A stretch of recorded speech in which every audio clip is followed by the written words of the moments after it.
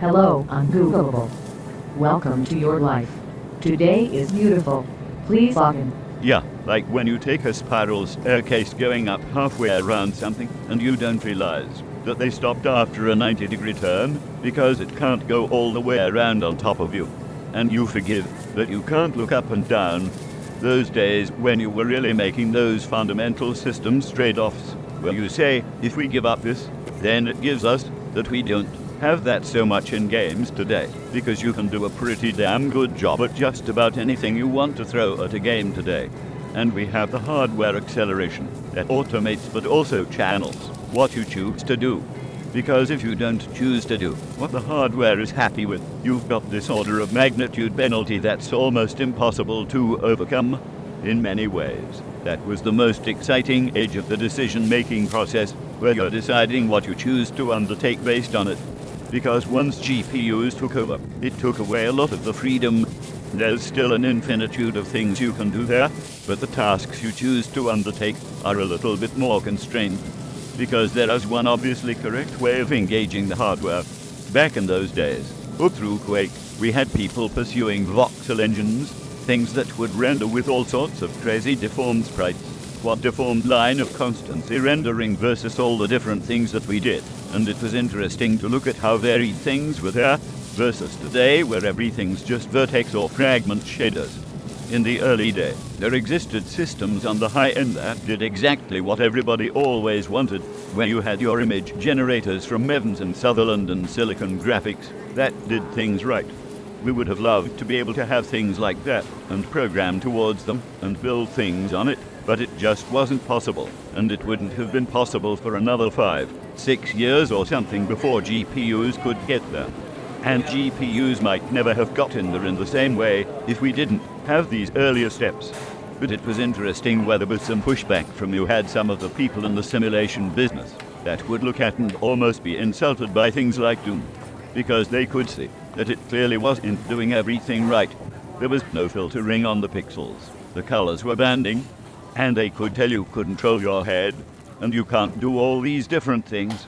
People were a little bit put out about it, because they knew all the tricks that I was pulling. That's one of the most important decisions. You can sacrifice something to make a net value improvement. We can make something that would not be possible any other way, and add in value for millions and millions of people here, by sacrificing some degree of rightness. Putting away something that's great to have, but deciding that it's not as important as what we can get, if we are willing to do without it.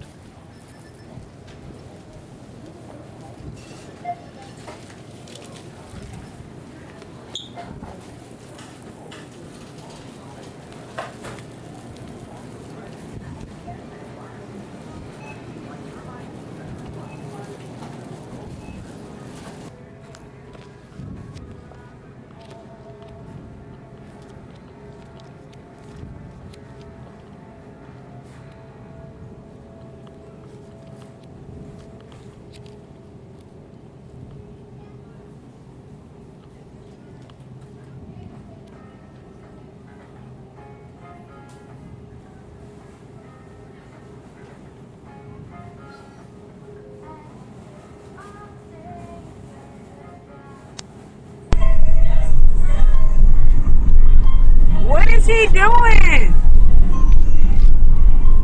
Am I being mind fucked right now?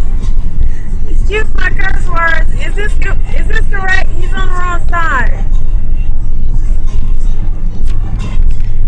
Y'all not. Okay. See, this is the right lane. Where is he going?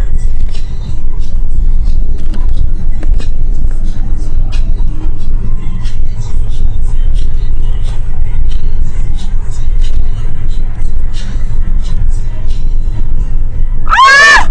Ah! Ah!